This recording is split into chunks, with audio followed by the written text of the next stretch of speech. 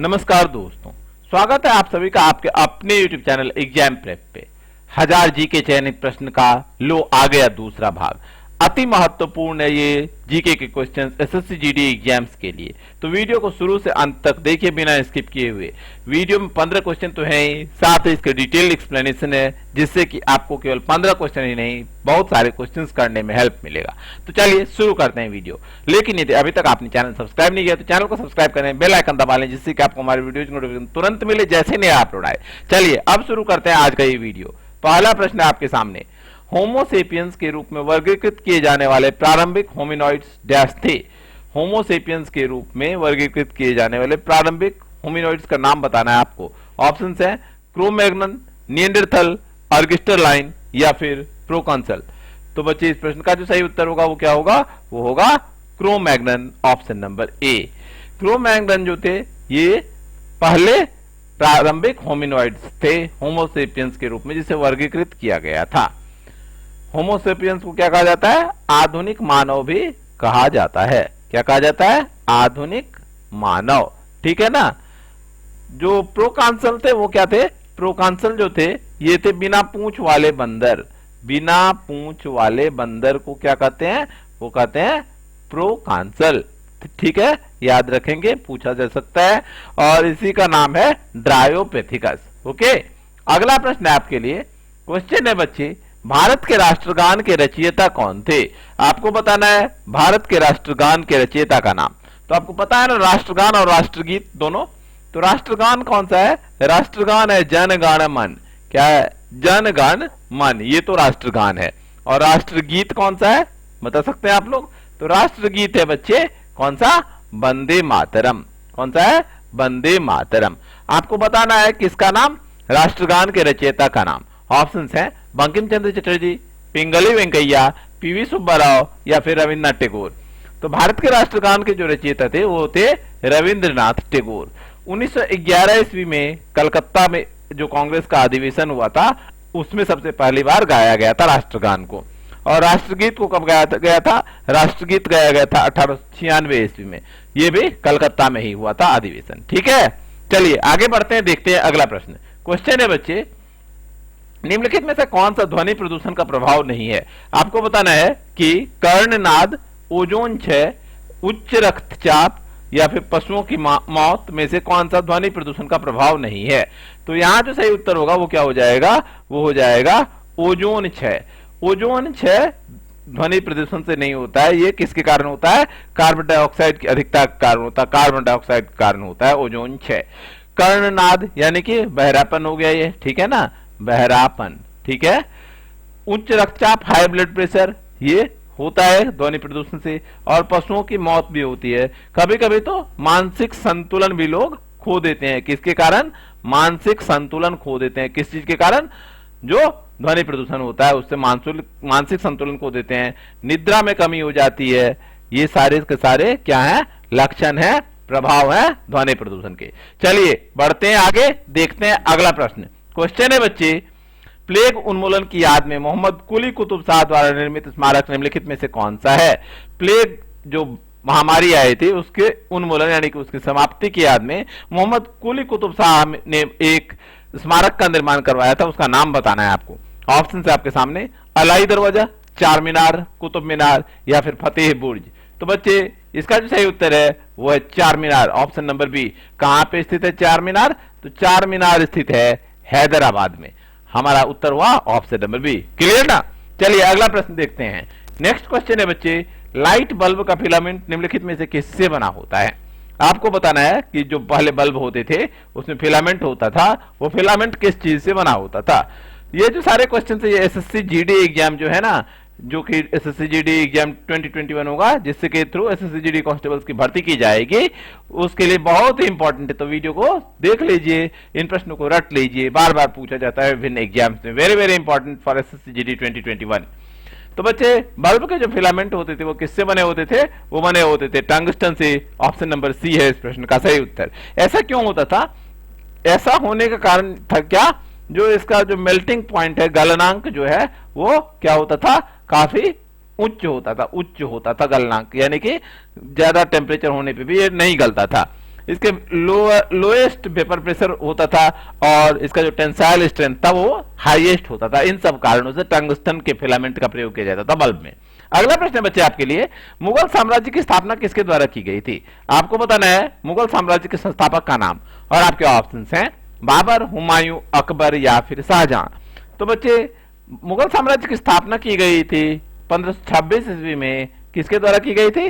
बाबर के द्वारा की गई थी। पानीपत की पहली लड़ाई हुई थी, पानीपत की पहली लड़ाई, और इसमें क्या हुआ था? पानीपत की पहली लड़ाई जो हुई थी इसमें बाबर ने किसको हराया था? इब्राहिम लोदी को हराया था। किसको हराया था? इब्राहिम लोदी को हराकर मुगल साम्राज्य की नींव डाली थी बाबर ने। 1526 से 1530 ईस्वी तक बाबर रहा था इस वंश का सम्राट, और उसके बाद हुमायूं आया था, बाबर का पुत्र हुमायूं बना था मुगल सम्राट। ठीक है ना। बाबर ने एक बहुत ही महत्वपूर्ण बुक लिखी है, एक इंपॉर्टेंट जो किताब लिखी थी बाबर ने, उसका नाम था तुजुक ए बाबरी। क्या है? तुजुक ए बाबरी। बच्चे पूछा जाता है कि तुजुक ए बाबरी किस भाषा में लिखी गई है? तो ये लिखी गई थी तुर्की भाषा में। तुर्क भाषा, तुर्की नहीं, तुर्की तो देश हो गया, तुर्क भाषा में लिखी गई है। ओके, अगला प्रश्न देखते हैं बच्चे। क्वेश्चन है, किंग जॉर्ज पंचम, किंग जॉर्ज फिफ्थ तथा क्वीन मैरी की यात्रा की याद में सन 1911 ईस्वी में कौन सा लोकप्रिय पर्यटन स्थल बनाया गया था? और आपके ऑप्शंस हैं India Gate, Gateway of India, Prince of Wales museum या फिर विक्टोरिया टर्मिनस। तो बच्चे इसका सही उत्तर क्या होगा? India Gate. यदि आप इंडिया गेट कहते हैं तो आप गलत हैं। इंडिया गेट का निर्माण कब हुआ था, क्यों हुआ था? इसका निर्माण हुआ था 1924 ईस्वी में हुआ था। जो फर्स्ट वर्ल्ड वॉर हुआ था ना, प्रथम विश्व युद्ध, फर्स्ट वर्ल्ड वॉर, तो इसी में सैनिकों के सम्मान में जो मारे गए सैनिक थे उनकी याद में इंडिया गेट का निर्माण किया गया था। कहां पे है इंडिया गेट? इंडिया गेट स्थित है दिल्ली में। और जो किंग जॉर्ज पंचम था क्वीन मैरी की यात्रा के याद में बनाए गए थे 1911 में जो यात्रा हुई थी उसके याद में जो बनाया गया था वो था gateway of India. Gateway of India कहां पे स्थित है? ये स्थित है बच्चे मुंबई में। कहां पे है? मुंबई में। और इसमें क्या था? दिल्ली दरबार का आयोजन किया गया था 11 दिसंबर 1911 ईस्वी को दिल्ली दरबार का आयोजन हुआ था। और क्या हुए थे इसके साथ घोषणा? इसके साथ अन्य घोषणाएं जो थी वो क्या था? बंगाल विभाजन को रद्द कर दिया गया था और कलकत्ता से राजधानी दिल्ली शिफ्ट की गई थी, बिहार को बंगाल से अलग किया गया था। ये सारी चीजें हुई थी। पहले राजधानी कलकत्ता हुआ करती थी, इसे शिफ्ट किया गया था दिल्ली। ओके, और क्या हुआ था? बंगाल विभाजन को रद्द कर दिया गया था। ठीक है ना, याद रखेंगे, सारे के सारे इंपॉर्टेंट क्वेश्चंस हैं, बनेंगे प्रश्न यहां से। अगला प्रश्न आपके सामने, भारतीय अंतरिक्ष कार्यक्रम के जनक डैश हैं। आपको बताना है भारतीय अंतरिक्ष कार्यक्रम के जनक का नाम। ऑप्शंस हैं डॉक्टर के Kasturirangan, doctor APJ Abdul Kalam, doctor Vikram Sarabhai या फिर प्रोफेसर सतीश धवन। ये जो क्वेश्चन है एसएससी के सभी एग्जाम्स और specially SSC GD constables exams के लिए बहुत ही इंपॉर्टेंट हैं, तो सारे क्वेश्चंस को अच्छे से देख लीजिए आप लोग। एसएससी जीडी 2021 में ये प्रश्न जरूर आएंगे। तो इस प्रश्न का सही उत्तर क्या होगा? तो भारतीय अंतरिक्ष कार्यक्रम के जनक जो थे वो हैं डॉक्टर विक्रम साराभाई। अंतरिक्ष विभाग की स्थापना कब हुई? तो अंतरिक्ष विभाग की स्थापना की गई थी बच्चे कब, कौन से साल में बता सकते हैं? इस भी बता सकते हैं आप लोग? तो अंतरिक्ष विभाग की स्थापना हुई थी 1972 ईस्वी में। और डॉक्टर एपीजे अब्दुल कलाम को क्या कहा जाता है? इन्हें जाना जाता है मिसाइल मैन के नाम से। किस नाम से जाना जाता है? मिसाइल मैन के नाम से जाना जाता है डॉक्टर एपीजे अब्दुल कलाम को। और ये 1983 ईस्वी में मिसाइल प्रोग्राम लॉन्च हुआ था। अगला प्रश्न ये रहा आपके लिए। क्वेश्चन है बच्चे, वह एकमात्र अधातु कौन सी है जो कमरे के तापमान पर द्रव में बदल जाती है? आपको बताना है उस एकमात्र अधातु का नाम जो कि कमरे के टेम्परेचर पे द्रव में बदल जाती है। बताइए क्या होगा सही उत्तर इस प्रश्न का? पारा, ब्रोमीन, क्लोरीन या फिर गैलियम। तो बच्चे वह एकमात्र अधातु जो कि कमरे के तापमान अर्थात 27 डिग्री सेंटीग्रेड पे द्रव में बदल जाती है वो है ब्रोमीन। ऑप्शन नंबर बी है इस प्रश्न का सही उत्तर। पारा जो है ये एकमात्र धातु है, एकमात्र धातु जो क्या है, जो कि तरल अवस्था में पाया जाता है। ठीक है ना, याद रखेंगे, वेरी वेरी इंपॉर्टेंट क्वेश्चन पूछा जाता है ये प्रश्न भी, और एसएससी एग्जाम में तो आता ही है, ऐसे ही प्रश्न आते हैं। अगला प्रश्न आपके लिए क्वेश्चन है बच्चे, जब कंप्यूटर स्विच ऑन किया जाता है तो ऑपरेटिंग सिस्टम हार्ड डिस्क से मेन मेमोरी में लोड होता है, तो उस प्रक्रिया को क्या कहते हैं? ऑप्शन आपके सामने, बूटिंग, फेचिंग, प्रोसेसिंग या फिर multi processing. Booting, fetching, processing या फिर मल्टी प्रोसेसिंग। तो कंप्यूटर सिस्टम जो ऑन होता है उस प्रक्रिया को क्या कहते हैं बच्चे? उस प्रक्रिया को कहते हैं बूटिंग। ऑप्शन नंबर ए हुआ इस प्रश्न का सही उत्तर। अगला प्रश्न बच्चे, किस देश ने 2008 के ग्रीष्मकालीन ओलंपिक के लिए बर्ड्स नेस्ट स्टेडियम बनवाया? कौन से देश ने बर्ड्स नेस्ट स्टेडियम बनवाया था 2008 के ग्रीष्मकालीन ओलंपिक के लिए? ऑप्शन है जर्मनी, ब्राजील, ऑस्ट्रेलिया या फिर चीन। ये सारे question SSC GD constable exams के लिए वेरी वेरी इंपॉर्टेंट है, अच्छे से याद कर लीजिए इन प्रश्नों को। तो बच्चे, जो बर्ड्स नेस्ट स्टेडियम बनवाया गया था वो कहां बनवाया था, किसके द्वारा? वो बनवाया गया था चीन के द्वारा, बीजिंग में। कहां पे? बीजिंग में। बीजिंग में हुए थे 2008 के ओलंपिक, तो यहीं पे बना था क्या? Birds nest stadium. 2012 का ओलंपिक हुआ था लंदन में, 2016 का ओलंपिक हुआ था रियो डी जेनेरियो में, और 2020 का ओलंपिक जो कि 20 में नहीं हुआ, कब हुआ? 2021 में हुआ। ये कब हुआ? तो ये बच्चे हुआ कब हुआ? 2021 में। कहां पे हुआ? ये हुआ टोक्यो में। ठीक है ना, याद रखेंगे। यहां पे आपके लिए एक क्वेश्चन है और इसका आंसर आपको कमेंट सेक्शन में देना है कि भारत ने टोक्यो ओलंपिक में कितने पदक जीते?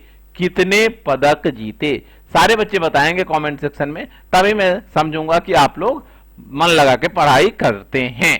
अगला प्रश्न ये रहा आपके लिए, C12H22O11 को डैश के रूप में भी जाना जाता है। C12H22O11 को किस नाम से जाना जाता है ये बताना है आपको। नमक, चीनी, क्ले या रेत? तो इस प्रश्न का जो सही उत्तर होगा वो क्या होगा? वो हो जाएगा चीनी। क्या होगा? चीनी।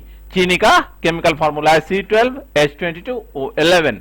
और चीनी बनता है किस चीज से? तो चीनी या तो गन्ने से बनता है, गन्ना से, या फिर चुकंदर से बनता है चीनी। ठीक है ना, याद रखेंगे। अगला प्रश्न ये रहा, शतरंज की कौन सी गोटी सीधे चलती है किंतु तिरछी मार करती है? कौन सी गोटी है जो चलती तो सीधी है लेकिन मार तिरछी करती है? ऑप्शन है हाथी, घोड़ा, बिशप या प्यादा। तो बच्चे, इस प्रश्न का जो सही उत्तर है वो क्या है? वो है प्यादा। चलता तो सीधा है, मार करता है तिरछा। यहां पे आपको कुछ टर्म्स हैं शतरंज के इंपॉर्टेंट जो कि आपको याद रखना है।